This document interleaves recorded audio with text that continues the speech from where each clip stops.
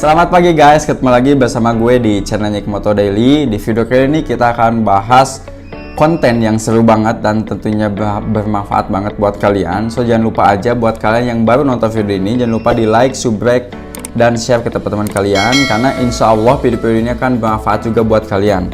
Dan untuk konten kali ini kita akan bahas tentang masalah nabung dulu atau investasi dulu nih, karena banyak banget dari teman-teman juga yang langsung ini investasi ketika gak punya tabungan. Jadi kalian juga harus milih mana dulu nih, tabungan dulu atau investasi dulu ya. Nah di sini kita akan bahas aja. Jadi buat kalian yang mau investasi di kripto ataupun saham atau apapun itu, alangkah baiknya nih ikutin dulu tips ini sebelum kalian memulai investasi di bidang yang aman ataupun di bidang yang gak aman. Dalam artian di bidang gak aman itu naiknya itu bisa cepat dan turunnya juga bisa cepat ya. Nah karena untuk investasi ini berfungsi untuk di masa depan ya, dan investasi itu harus dikelola juga. Nah menurut gue ada 4 poin yang harus diperhatikan ya. Yang pertama itu adalah poinnya itu adalah pemasukan per bulan ya. Untuk pemasukan per bulan ini kalian usahakan itu fokus dulu kepada pemasukan per bulan ya, menaikkan pemasukan per bulan, ataupun kalian bisa bekerja lebih giat mencari bisnis sampingan itu untuk menaikkan pemasukan per bulan. Jangan sampai kalau pemasukannya per bulannya masih sedikit kalian udah mulai investasi ya.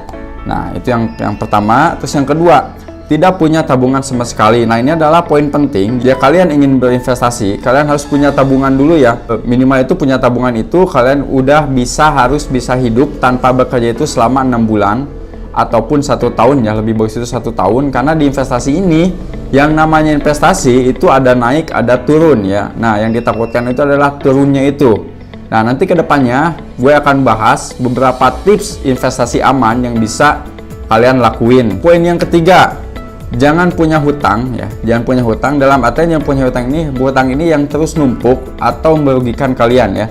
Apalagi kalian punya hutang itu yang emang sifatnya itu konsumtif. Jadi dimana sebenarnya kalau kalian beli barang itu gak menghasilkan, itu beli handphone bagus misalnya, handphone bagus, setelan bagus, atau motor bagus, mobil bagus. Nah alangkah baiknya kalian simpan aja, tabung dulu aja. Nah setelah emang ada dananya untuk investasi dan cukup untuk hidup selama 6 bulan sampai 1 tahun, kalian udah mulai investasi ya.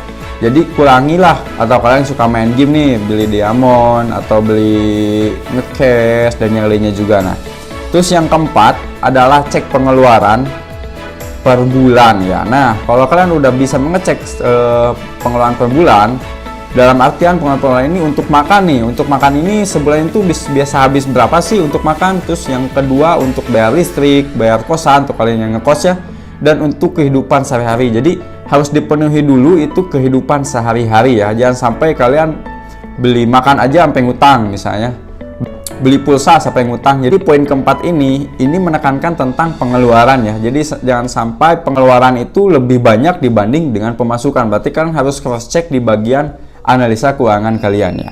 Nah ini adalah poin penting. Di sini sebenarnya gak banyak banget yang dibahas.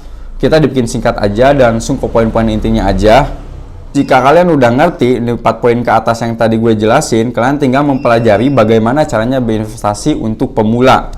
Jangan punya pikiran untuk cepat kaya ya, karena ketika kalian punya pikiran untuk cepat kaya, untuk memulai investasi, dijamin kalian akan boncos ya, dalam artian akan bangkrut atau akan jatuh miskin. Karena gak ada proses yang namanya itu cepat banget di bidang bisnis ataupun investasi. Jadi kalian harus learning by doing. Nah untuk investasi ini kalian juga harus benar-benar mempelajari investasi yang aman. Soalnya ada beberapa investasi yang bisa kalian lakuin ya. Investasi itu yang pertama yang paling aman menurut gue itu adalah di bidang emas ya.